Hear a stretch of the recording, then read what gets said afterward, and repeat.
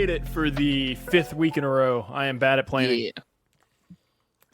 Hi, John. Hey, Brian. Oh, man. Do we need some sort of set intro, or should I just scream at you every week that we're live, and then we just kind of... I kind of like the randomness of our intros. Of it. Yeah. It's nice. My thinking today when I replied to, I think it was the pod account earlier, was like, what type of inane question is that? Would you rather that be a start or an end? Ooh. I mean, because we could talk about something ridiculous just as people sprinkle in. Yeah, you can sprinkle in some at the beginning and some at the end.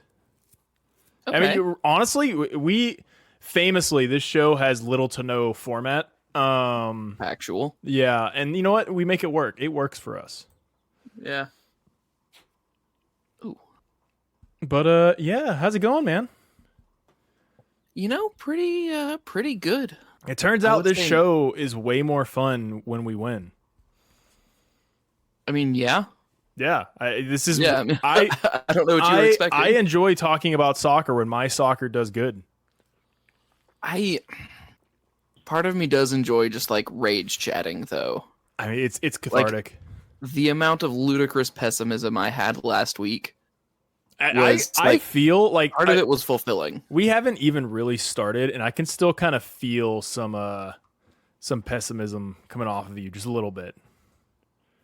Oh, dude, it was bad. I still don't have any faith in the front office as about actually making a signing. Yeah. But that one Nottingham Forest reporter was like, "Yeah, it should happen by Thursday." That guy it should have happened 2 Thursdays ago. That guy is an honorary NSC fan now. He's earned my respect. Honestly, I say switch my allegiances. I don't really have a Premier League allegiance, but because of that man alone, Nottingham, let's go all the way. Gross. Forest fan from here on out. Can't see the forest for the trees. Fucking got him. Who did you get? Please, we're going to stop this podcast until you explain in detail who you got and how they were got. Okay, you were got because I made a joke about you becoming a Forest fan. And the expression is that you lose sight of the bigger picture because you're focusing on one thing, and Nottingham Forest is bad, is the additional context. Okay. I don't like that, but sure. J Mark in chat says, no Travis Wow, insert my shocked face. I got a maybe earlier and then no further response. So who knows if Travis is going to show up? We could be ambush Travis later. So that would be a first for the show. It would not be the first time. No, he's ambushed us a couple times before.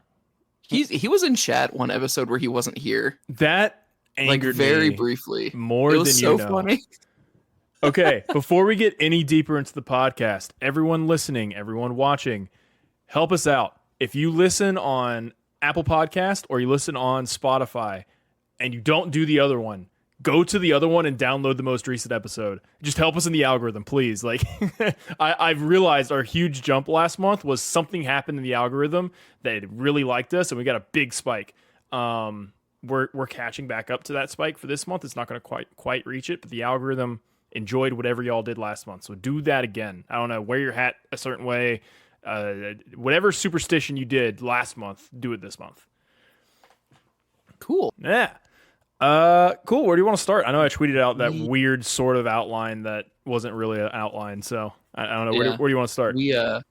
We have a pee pee poo poo in chat, which is the closest we've been to a doo doo fart in about 6 episodes.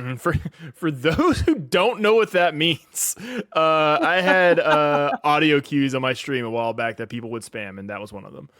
And it was great. It was wonderful. That's true. What if the doo doo fart helps the algorithm? Ooh, maybe. Hi, Mitchell. All right, so Leagues Cup. What do you think? We've talked about this a little bit last week, and I guess a couple weeks going into it. How do you feel about Leagues Cup? Is it important to you? Do you care? And then do you think Gary cares? I hate it so much. Okay. I think Gary cares because of the potential CCL and the prize pool. Theoretically, in a knockout tournament, this team can beat anyone. So I think he also cares on that front. But I hate it. Like, Pansleaf in chat says, Leal's probably done for the season. between the way his ankle looked and the way he heals. I have seen multiple people say it looks like it's just an ankle sprain, probably a high ankle sprain, which will be a minute, but he now has a month where he doesn't have to play. I don't think we've lost him for the rest of the season. But it's a game he didn't have to play in this stupid made-up cash grab tournament where he could have been resting, or it could have been a league game where they probably wouldn't step on it. Yes, I know it was an MLS opponent. Yeah. But like that doesn't typically happen. So the fact that we lost an important player for no goddamn reason is frustrating to me. Yeah. It's not good. And you know what? There's players, right? There's players in any sport that are injury prone. I don't think Leal is injury prone. I think he has terrible, shitty luck. Because that injury is not an injury prone player. Like, an injury prone player is someone who pulls up with, like, you know, nothing around them. He just got tackled poorly, right? Yeah. That would hurt 90% of people. I think it's an MLS red card, and I'm surprised it was a foul last night. Yeah. The way that officiating was going, because it was going to be a CONCACAF official, and we've all watched enough CONCACAF to know how that's going to go. Yeah.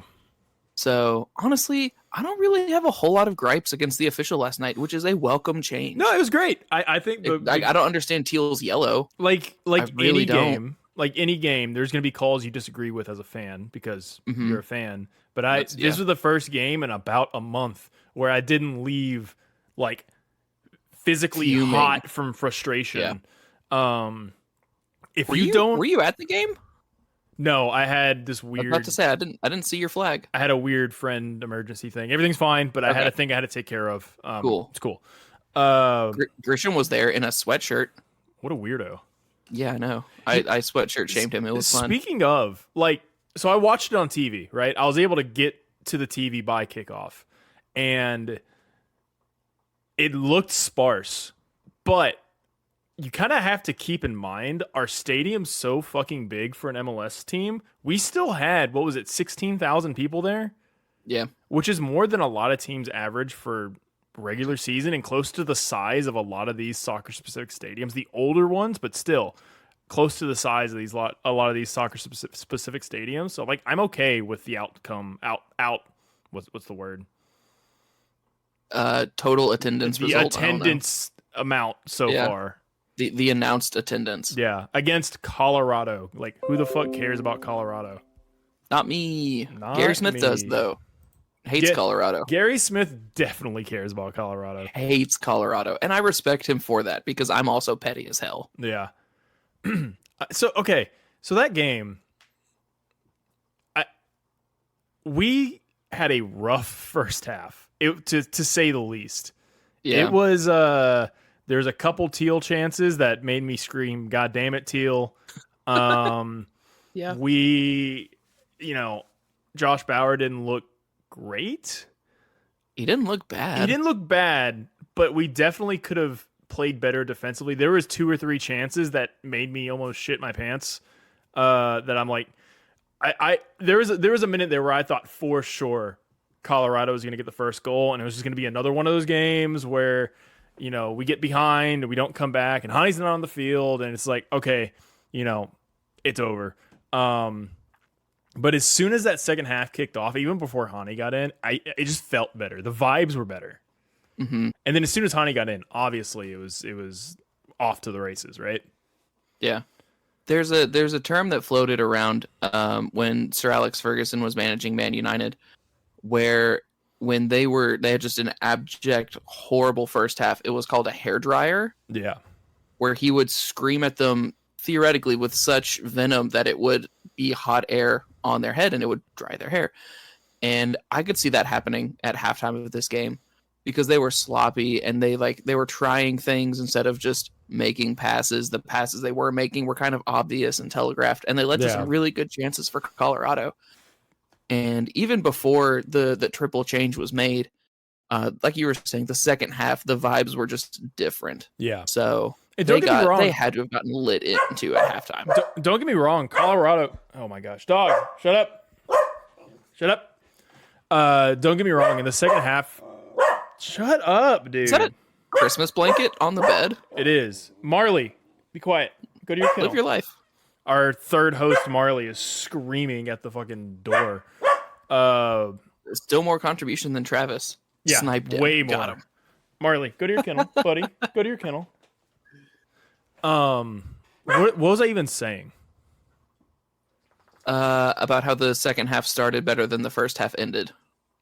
Yeah, but and they had chances. I had a specific point I was trying to make, and it just got deleted by Marley. I don't know. Oh, I really like Cole Bassett. I really like him for Colorado. Also, Colorado has a bench player who's on loan from Seattle. I would take him in a heartbeat. Yeah. Danny Leyva, a midfielder, a place that we need to get younger. He's like 20. I mean, it makes sense. What was I going to say? Were you talking about the triple sub? No, I don't think so. I don't know, man. But like we said, Colorado had their chances basically all game. They absolutely did. Yeah. But what I need, I think this is where I was going with this. What I need a large group of NSC fans to do is to just accept dirty wins and move on. You're not. This is not La Liga where you have 3 teams that spend 4x more than everyone else, and when they play anyone outside those 3 teams, they should destroy them 13-0. That's not what this is. Okay. There's going to be dirty games, and a result is a result. Like it's closer to, I don't know. I feel like people are looking at these games from that perspective of like, if you're a good team, you smoke every opponent. Where that's just not the case in MLS. It's just not going to happen. It shouldn't happen. At some level, it kind of is at home, just because of the way the home road splits are, and you're not gonna smoke everybody, but like home wins are the expectation. Yeah, no, it's the expectation. You should expect good play from your team, but I'm tired of seeing the world is ending, like this team is awful, this team is trash takes when we won a game. You know? There were those last night? There is plenty of takes of like, and to a certain extent this is true, but like, it's true. It's like, without Hany, this team is terrible. This team would lose everything. This team would be last place. This team wouldn't be in the tournament still. This, whatever. And it's like, okay, fucking you take the MVP away from the team, the best player in the league away from the team, they're going to be worse. You go to any other MLS team in the league and you take away their best player with how depth works in this league, they're probably going to be pretty fucking bad. That's just how teams work in this league. Like, it's the dumbest fucking statement, dude. Well, it's not even just this league. That's just kind of sports in general. Like, if you took Connor McDavid off the Oilers, they're a dog water team. Yeah. Well, and again, this is not La Liga or whatever, where there's teams that have infinite depth because Real Madrid can spend millions and millions and millions of dollars to buy young 18-year-old players from across the world, and if they don't work out, then they just dish them off to other leagues around. That's not what this is. Like, of course, if you lose your best player, any team in MLS with the current setup of the financial structure, like almost. with the current financial structure setup, take away their best player, there's no depth. They're going to be bad. It's just what it is. Yeah, that's true. I feel like we have that expectation for Hany, though, just because for what is this now, 4 years, it's really been Hany and friends. Yeah. It's just at this point, more than any of the past 3.5 years combined, I would think, there is more and friends than there ever has been in the past. And I say that before this rumored, alleged signing of Sam Surridge this week, because I still don't believe that they'll get it done because, again, I've lost all faith in the front office to actually accomplish their fucking job. It's done. There's no way it's not done.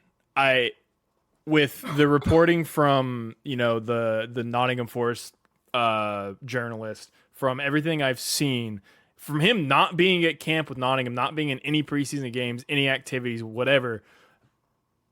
I guarantee all it is he needs to get physically here to sign a piece of paper, and they don't want to announce it until he signs the piece of paper. And the worst case scenario, if his visa isn't ready by the time the window closes, I guarantee you they put someone on a plane and go to England and go sign this piece of paper, and then it's done, right? I don't know, man. Let me have my mindless pessimism. Okay. Yeah, that's fine. That's fine. I'm trying to fuel Sam Surridge to be a success by having this incredible amount of pessimism because I was excited about Ake. Yeah. And we can all see how that went. I like it. Yeah, no, I like this. So I'm being as pessimistic as possible. Titan Broncos in chat says, when the signing is done, will I get my confidence back? No, because what if he bombs? So pessimism all day. H-Man says you don't have to physically sign contracts is the thing. Hey, I don't know what the thing is. Whatever thing. We don't know what we're doing. One, do not trust anything we say on this podcast. 2, I'm a dumbass. 3, so is John. And 4, whatever's holding him up, they will figure it out, and they just there's no way at this point it's not happening. And let me tell you what, if it doesn't happen, I will be the first one to scream for 45 straight minutes on this podcast. But let's calm down. That sounds impressive. Actually, I almost want it to not happen just so we can get 45 seconds of Brian Wilhelm Scream Taylor. I was thinking about this on the drive home. At the game and when I'm watching the game, I am the most knee-jerk, reactionary fan there is. I have those fucking unhinged takes of oh, this team's fucking ass when we're down 2 goals or whatever. And then literally the next day I'm I try to, take everything in with a grain of salt, walk my ideas back. I don't and except for certain unhinged takes, I do not judge anybody based off of day of game takes because I think that's fair. Yeah, unless it's especially unhinged, but day of the game takes on what just happened and how the team's doing, I'm fine with whatever most people tweet. Just bring it back down by Monday, and analyze what's going on with the team and the league and the players. Yeah, man. John, give me your most unhinged NSC take. Oh man, Mike Jacobs never stopped being employed by SKC. He's still there. So no. He works for Nashville SC just as a double agent. Ah, I see. So that's why Robert Castellanos is getting minutes there, is because it's not because every other center back they have is hurt. It's because Gary made him better, and then he went to Europe and failed and came back. You're close. He actually never worked for us. It's been Jonder Cadiz the whole time. Oh, that's I would be why here for that. He was the GM / striker, and the striker was a little too much for him, so he went and played somewhere else. Kind of removed himself from. But he's been GM. He's been pulling the strings, yeah. So whenever I said Cadiz to Nashville, I was correct. He was already here. Yeah, he's always been here. The real Cadiz is the friends you made along the way. Damn it. That's my line. You're stealing my shit. Dude, did you see that unhinged Atlas tweet? That was insane, dude. I just want to be able to open Twitter without seeing a weird reference to Nazi Germany by a soccer team at 9 a.m. What? Who did that? Back in my day, we got those from Republicans at 8 a.m. But who? I want to know. I want to know what the thought process was. What's the process of as someone who works in social media, I know a lot of tweets are there's an approval process, or posts. There's an approval process, but some clients and some businesses, if you build up enough trust, you can full send. And I feel like someone built up enough trust to full send stuff and fucked up. And they are now hilariously unemployed. Yeah. The thing that got me isn't just that there was a quote because sometimes you hear of quotes without really knowing their origination or their proper attribution, and then you learn that, and you're just like, oh man, I need to stop saying that. It's the fact that they doubled down and explained the context. Yeah, it wasn't the context we were concerned about. It was why the fuck did you do that? Oh, Titan Broncos. It's not a supposedly. There are like actual skinhead NYCFC fans. It's a whole thing. I think there was a legit at one point like skinhead support group for NYCFC, and I think they got banned, but that doesn't mean they don't still exist.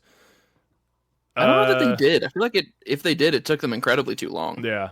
Vamos NSC in chat says Surridge also isn't coming alone. I've seen that. I've seen multiple people say that. I've heard nothing of who it could be. So, yeah. Okay, John. So I don't believe it's happening. Johnny. Not, what's up, Brian? You can name a person if you want, but outside of Surridge, what position would you want them to add a player? A progressive midfielder. Okay. Easy. Because I know it's easy to overlook the triple change last night as the MVP was subbed on. A 2-time Defender of the Year was subbed on. But Godoy in the midfield changes the ball progression dynamic of this team. I miss Godoy so much. So much. And, I mean, obviously we can't rely on him forever because he still goes for Panama. And, I mean, he's not the oldest member of central midfield for Nashville SC, but he's also not the youngest. I would guess the progression of his career right now, he's at where Dax was in 2020. Probably fair. So he's still going to be good this year, probably next year. And not to say Dax is bad now, but there's going to start being a little bit of a decline. And Dax's decline is running Dax 90. Yeah, we just can't. Which, by the way, did great. I would have liked, a younger, pacier, more promising player in that spot because obviously Dax is getting older. But when Dax has to go 90 and when Dax has to play, I'm okay with it. I just don't want to run him into the ground. Yeah. Well, and here's the thing about Dax that I was talking with one of the guys in my section because he laid off that pass for Hany to score. Yeah. He's done it like 3 or 4 times this year. Oh, yeah, because he's losing his legs, but the game slows down. His mind gets faster. Mm-hmm. And you can see that because he's still incredibly dynamic. Like his positioning on the field, like passing the ball around, being in the right spot. He's a Ginger Busquets. Essentially, yeah. Yeah. Just shorter, but somehow better in the air. Yeah. Make it make sense. But you would have liked to. Dax played great. I'm happy with Dax, but that's where I would want them to add something. Correct me if I'm wrong. They have the U22 incentive slots still that they can fill. Add something there. Yeah. And who did Brian, they bring in? Question. Okay. What position do you want? CDM. Okay. Yeah, I think especially since Anunga. Yeah. He is a good 3rd or 4th choice. Like that is a depth guy, right? Yeah. Dax doesn't have much longer. Godoy, good for now, but we need a plan for the future. Well, theoretically, Sean Davis is that plan for the future. He's just a destroyer and he's not as dynamic progressing the ball as Godoy or Dax are. Well, yeah, but I don't think he's going to, but I would not be surprised if Dax retired after the season. I don't think he's going to. It just wouldn't be surprising, right? He's at that stage in his career. And then Dax. Oh, yeah. And then Godoy has a couple more years. I want a player to sit behind a Godoy Davis kind of back tandem and learn from those two at the age of 20. So by the time Godoy is kind of tempering down, this guy is on his upswing at 22, 23, right? Yeah, I'm having to look up how old my preferred signing is, and he is 24. So he will not be a U22 player. He also probably isn't being sold because it's still Pablo Ruiz at RSL. He is Godoy light, and you cannot convince me otherwise. Dude, I'm convinced, and I have been for a while, that Godoy is the most underrated passer. Probably not the best, but one of the best and most underrated passer in MLS. I mean, I don't know about MLS just because to back that up, you have to have watched like every minute of every game. And since Apple sucks and it won't let me open multiple browser windows, I haven't been able to do that this year. That's fair. I think he's definitely the most underappreciated passer on Nashville SC. Yeah. The only one who is close to me personally is Jack. Yeah. Jack's distribution is so good. And Teal's is not. I mean, Randall's wasn't last night either, so... That's fair. Yeah. To be honest, anyone who was in the first half, like, their passing was probably not great. The first half wasn't great in general. Yeah. But you know what? The second half. Hold on. Second half was good. John, I got some stats for you, buddy. Hold on. Let me pop this open. What in the... Are you Valering us right now? I got some stats for you. Let me scroll. Where's it at? Okay. By the way, before that gets clipped out of context, I love Valer. He's the best. He just doesn't fit our has-been mold. Speaking of players came on, we're all Stevens here. Yes. Speaking of players that came on in the second half. Hany Mukhtar has won an MLS MVP award. He has won a Golden Boot. He has 2 hat tricks versus the Chicago Fire. And Lionel Messi has none of those things. In fact, Lionel Messi has 0 goals against the Chicago Fire, a team that was founded in 1998. He's had his whole career to score a single goal on the Fire and has scored none. Who's the real GOAT, John? Well, not even that, Brian. Not only has he not scored against the Chicago Fire. Who was Miami's opposition on Friday? Was it a Liga MX team? Yeah. He's never scored a goal against an MLS team. Wow. Has he? Well, didn't they have a friendly against Seattle like forever ago? Damn it. I don't know if he's scored. Never scored against an MLS team as a member of Inter Miami. There you go. I saved myself. I cannot be wrong. You cannot. But the Argentinian Mukhtar, that was the funniest shit, dude. That's the most MLS thing that could have happened. I love that.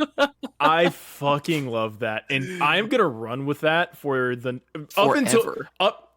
but up until we play them. And then if we beat them for the rest of time. Fair. Yeah.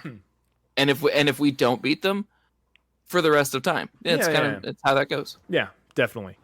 But yeah, dude, did you see Gary Smith's kind of response to being asked about Messi? I saw that there was an article written about it on MLSsoccer.com this morning, but I didn't actually read the article because I'm so damn tired of hearing about Lionel Messi. So basically, the M in Major League Soccer does not stand for Messi League Soccer. It does now. I just wish people knew that. So basically, Gary Smith was in his post-game interview. He had Shaq and Hany sitting next to him. And they asked, like, well, I don't know who the reporter was, but the reporter was like, did you see Lionel Messi's goal? How does he, up the league? How does he change things for MLS? And he was just like, he's a great player. The goal was fantastic. Who scored a bunch of goals like that? And he looked over at Hany and was like, this guy. And basically just like, he went down the list, basically what we're doing with Hany, but he did it like in a smarter way. He went down the list of like, no one has had more impact in MLS. No one's, scored more goals, been more effective. I'm paraphrasing, but went down the list. He seriously went, do you know who's the best player in MLS? Or who has 2 thumbs and is the best player in MLS? This guy. Yeah. And he went down that list and was basically just talking about Hany. And he's like, I'm very proud of Hany as a player. He's a fantastic player, blah, blah, blah. The entire time, Schaffelberg's sitting next to him, and he kind of stops talking and goes, Schaffelberg, you play good too. Or something along those lines. He's like, you do good too. And Schaff was like, oh, thanks. Listen, if we could take a second to appreciate Schaff's finish on his goal, that is a finish weak foot across the goal. It is unsavable because the goalie is always going to think he goes near post. Yeah. And he just won't. Like, you don't get there.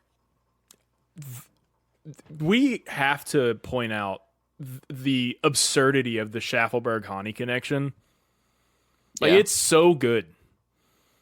It's like every third game, they just connect in this weird way. Like, they brain meld and just absolutely destroy teams' hopes and dreams. Yeah. Well, at the same time, It's amazing. Though, it's easy to understand why, because Hany is the most dangerous player on the counter in the league, bar none. And if you give him the speed demon to just play the ball into space, and then he can run onto it, I mean... Schaff had probably 3 or 4 incredible crosses into the box last night. 3 or 4 incredible ones. There was a couple that were pretty bad. But you know what? Ryan, I'm nitpicking. I'm the pessimist. I'm nitpicking. And I talked about the good ones. I'm nitpicking. I'm sorry. Continue. Well, another thing that I hate about the League's Cup, since we're going there, those player intros are hilariously stupid. Don't they do it like individually? They do it like, so I was talking with an employee of the team, and he was saying they wanted it to be like NBA or NFL styled, where they like build up for the one guy, except that they wait like the opposite of an auctioneer. So it's like each player intro takes, I don't know, 30 seconds, 45 seconds. Yeah. And normally, like, it takes 3 players in the time it would take to do the full team for a normal game. Yeah. Ugh. And H-Man and Titan Broncos in chat both also alluding to, it's officially a neutral site game. Okay. So we don't get to do our pregame stuff, which is incredible. Who hosts? So we didn't have what? Is the Colorado Toluca game going to be in Nashville? Yeah. Can I go to that? Yeah. I mean, it's tomorrow. I don't want to go to that. That's weird. Why did they do it like that? Well, I mean, what are they supposed to do? Fly Colorado back and then Toluca to Colorado, and then Toluca flies back here for Thursday? I didn't think about that. It's all dumb. Like I in my head, right? Like I knew that it was only MLS teams hosting. Fine. Right. It made sense, but I did not think about that fixture that wasn't us. That's weird. Yeah. They're playing at Geodis, not in Colorado. Yes. Can chat back this up? I mean, I believe you, but it's just weird. They also have contingency plans in place for the chant. I think we all know what chant to which I'm referring. Yeah. And the fact that there are contingency plans and not just like forfeit the game, I think is stupid. That chant has been stupid for years since it started. Is it at Commerce City? Okay. We could have lied to Brian and it would have been great. Y'all could have lied to me. Okay. Thank you, Titan Broncos. John, fuck you. Politely decline. No. I said politely decline. Okay, I'm not like fine. Travis who baited fine. us and then still isn't here. That's fine. But yeah. Right, anything else on that game? Oh, go team! Big dub on this game. Go team. We hate Brian Galvan now, though. Okay. Because he's the one who stomped layout, and he also like dirty slid Lovitz a little bit, and Lovitz full on shoved him. It was great. Yeah. Angry Dan is my favorite. Oh, Angry Dan is my second favorite Dan, behind Between Two Posts Dan. I feel like that's fair. Obvious. That's fair. Titan Broncos in chat. I somewhat respect Brian. Somewhat. I appreciate the second somewhat to clarify the slight. It really. Respect. Oh yeah, it really just sets the mood. Yeah. Okay, so what else is going on? What other soccer funsies do you have to talk about? Do you want to preview Toluca? I have nothing to base it off of other than vibes. I have nothing about Toluca. Same. We can talk about it. I'm actively not going to this game. I'm trying to go, but I don't know if I can. I'm gonna try to. Yeah. One is because it's a midweek game, and living in Rutherford County, midweek games are tricky because I have to essentially leave straight from work, and it's doable. I just don't really like it. Yeah. It's a game. Again, it's a Leagues Cup game, which I hate the Leagues Cup. In case that wasn't, I never gave my opinion. Pick up on that earlier. Yeah, I figured I would explain it again just in case. And I can just watch it at home. Yeah. Okay. At my house. Earlier in the pod, I never gave my answer on that. I kind of care about the Leagues Cup now. Do you only care because we won our first game? Yes. Fair. My care rating out of 10. I give about 6 cares out of 10 right now. If we beat Toluca, that goes up to 7 cares. Okay. And then if we win that first knockout game, it then shoots up to 10 out of 10 cares. 10 out of 10 Johns. Aww. Yeah, John cares. But if we get to that knockout round and we win that first game, I now care more about this tournament than almost anything else, because the goal for any team should be to get to Champions League. Yeah. And the goal for any team should be in the world should now be to get to this updated, changed Club World Cup. If we have a path to do that, full fucking send. Until that time, though, like, I would be okay with them coming out in this game against Toluca and sitting Hany until halftime, or starting Hany and taking him out after 45 or 60 or whatever. Yeah. But once we win if we win that first knockout game, full fucking send. Clay, so I get lunch with Clay probably like once a week, and he theorized there's a world where Nashville advances, they keep advancing through the Leagues Cup, and potentially, depending on what other teams advance, they could have the ability to host Miami. Yeah. I would be fine if that happened. Yeah, that'd be dope. That'd be awesome. Because I could get my tickets for like market price, and then I could also get tickets to the back line for like market price, and I could pay my mortgage with my third row seats. 12 million eyes watching Nashville SC. I'm down. Right, dude. That was nuts. The total amount of people that watched that first Messi game. Insane. Inter Miami now has more Instagram followers than Inter Milan. I mean, it makes sense. They got Messi. Inter Milan has been around for like 100 years longer. Yeah, but did they have Messi? They have his friend Lautaro Martinez. That's not Messi. I assume they're friends. They're Argentinian. They both won the World Cup. They're probably on good terms. I'm trying to actively break up my dogs from fighting right now. They're like wrestling on the floor. Oh, it's adorable. It is adorable. Yeah. So if you hear, little goober, hey, that's not the worst thing Paco has done on this podcast. That is not. Paco is pissed on the bed on this podcast. So highlight of the season for the show. If you hear little doggy roars and sneezes, it's because they're fighting. But can we point out that the Messi free kick was an average free kick goal? I don't think it was average. It was. I wouldn't disagree with it. It was good. If any player did that, I'd be excited, but I would not be surprised if any good player on any MLS team did that exact kick, right? Yeah. I think what made it great was that it was his, home debut. The script writer. It was his Yeah. Great. It was his debut, and it was in like the 93rd minute. That's what made it great, not necessarily the difficulty of it, Yeah. Yeah. I'm not bitter. I'm definitely not. What's your score prediction for Toluca? And how many cares do you think Gary Smith gives? I think Gary Smith will give 7 cares. Okay. I think he will attempt to start Hany on the bench. But without Leal, that's going to be a little bit tricky. We're also assuming Leal is out. He could be fine. He could be training for a marathon as we speak. Yeah, he could be fine.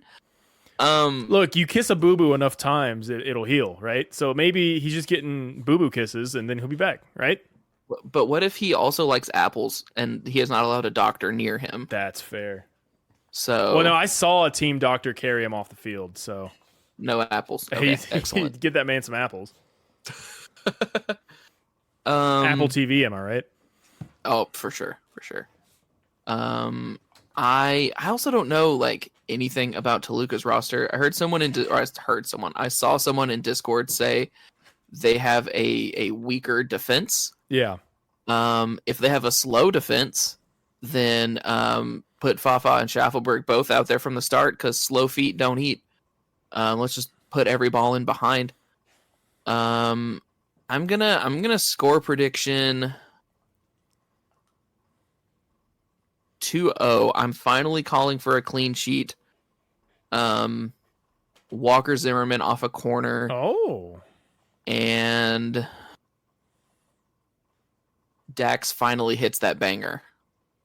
I'm here for it. If Dax hits a banger from outside the box in like the 80th minute, I might shit my pants. It just might happen. Then you should probably watch the game from home just in case. Who knows? So okay, Brian, we don't need someone getting upset about literal shit in the supporter section like that loser on Twitter who was getting upset about the beer showers. Like, jackass, you knew what you were signing up for. It is what you were signing up for. There is a disclaimer. Okay, so my score prediction, I think it's gonna be a wacky game. I think Gary Smith gives 7 cares. I think you're on the right track there. I think it's gonna be a 3-2 final score. We're gonna get a Hany goal. We're gonna get a Godoy goal. He's overdue. Okay. We'll get a Godoy goal. Goldoy. And then subbing on in the 80th minute and scoring a goal in his debut, one Sam Surridge will score in the 89th minute to win the game. That would be, it wouldn't be quite the narrative of a Messi free kick, but I would be. I don't want to say I'd be fine with it just because I wouldn't want the stress of, is this team going to go to penalties? Yeah. Because I just, and MLS history and penalties is not great. I don't want anybody in chat. I don't want anybody tweeting at me with reason saying, "Oh, he wouldn't even be on the roster because he just got signed." Blah, blah, blah. No, fuck you. Let me have this. He gets subbed on. He gets subbed on in the 80th minute and scores in the 85th. Game winner. Game winner. Bada bing, bada boom. Cool. Okay. All right, let's wrap things up. We have a 2-1 from Titan Broncos in chat. We have H-Man with a 3-1. Vamos with a very Brian prediction. Down 0-2 at half. Surridge shows up at half and gets a Hatty. He doesn't even sub in. He just shows up from the stands. I would celebrate that. Like we won the championship if that happened. I would be so happy. I'd be overcome with joy. It's about time that we would be overcome with joy. Do you remember what it felt like to win, Brian? Yeah, it happened on Sunday. Right, but before that. Oh, in the before times? It was a feeling that I had long since forgotten, and it had been replaced with just bitterness. Look, yeah, no, you're right. I mean, you're right. It doesn't feel great, but I would much rather have our inevitable cold streak we have every single year happen right before Leagues Cup, and then play in a tournament and get our legs back in games that don't matter, and then go back into the season warm and hopefully rested. Okay, this is fine. I'm fine with how the team is. If we sign Surridge and one other player, we're set up for the back half of the season to do very well, to get a top 3 seed. We'll be fine. This team's fine. H-Man says it's hard to win when you play against 15. 16, because the VAR also hates us. True. Factual. True. So it's all 4 officials and the VAR. Yeah. Hate them. Cool. Well, let's wrap things up here. Thank you for watching, listening, however you consume this podcast. Please, for the love of God, help me. Help me help you help me. Rate 5 stars and download the podcast on both Spotify and Apple Podcast and wherever else you listen to podcasts. Please. Okay, but we have to talk about ludicrous questions that don't matter first. Oh, shit. Okay, yeah. Can you daydream at night? Yes. Yes. It's 5 o'clock somewhere. Thank you, Alan Jackson. Do vegetables feel pain? Is that not Jimmy Buffett? 5 o'clock somewhere? What? No, it's not. Jimmy Buffett is on that song. Okay, that'd be why. As a man that does social media for the Alan Jackson Empire. No, I'm aware. Yeah. Do vegetables feel pain? No, they're vegetables. Take that, vegans. I think they do. If you expect the unexpected, does the unexpected become expected? Yes, and if you do that long enough and hard enough, you open up a wormhole and destroy the Earth. Interesting. Yeah, so don't do that. J Mark, I don't know that he's still in chat right now, but he threw some at us. Do coffins have lifetime guarantees? Well, you only need them for like a day, and then they're in the ground. So sure. Do stairs go up or down? That one's pretty fun. Do stairs? It's upsetting. Do stairs go up or down? Do I have to pick? If I had to pick one of the two, stairs go up. Why? Because they do. I don't know. If you played like Chutes and Ladders, like I feel ladder is just a more vertical stairs, right? Okay. So ladders is stairs, which is up. But then our ladder's not also down. Stairs is up. No. Okay. Stairs go up with an optional down feature. It's nice that it's built in, but they're made for ups. Okay. Stairs go up because you build from the ground up. Yeah. What about basements? I imagine you start at the bottom, you ladder down and start at the bottom and build up. I'd assume. Okay. And then he had one that I actually did know the answer to. Why do your fingers and toes get wrinkly in the shower and nothing else does? That's an anatomical thing, so you can still grip. Because if your fingers get really wet, you can't grip anything. Mama says that alligators are so ornery because they have all them teeth and no toothbrush. I mean, that's factual. Yeah. Also, isn't it like sharks have 2 penises and no hands? I don't know. John, believe it or not, I don't know much about shark penises. It's Shark Week, Brian. How can you not? Yeah, it's Shark Week. It's not Shark Dick Week. Like I'm not Googling Shark Dick. I'm sorry. Discovery After Dark. Yeah, that's what they play after midnight. Ugh. Dude, the last 15 minutes of this podcast is going to be scored by my dogs fighting and us being unhinged. Speaking of unhinged, we have another podcast called Quality Content. If you haven't followed it yet, listened to it yet, please do. We had an episode recorded last week, Get Corrupted, so that is lost to time. Get Corrupted. But we are streaming again tomorrow, and we'll be doing a draft of we'll be drafting our dream food court. So that'll get wacky. But yeah, my dogs are screaming and fighting and biting my arm now. So I'm gonna end this podcast. Put in chat who you think's gonna win. My vote is Paco. It's about to be me putting them in the kennel. Nope, Paco's gonna win. All right, Paco knows no L's. End of podcast. Bye. Oh, hold on, Marley. There you go. Okay, end of podcast. See y'all. God, it's so loud.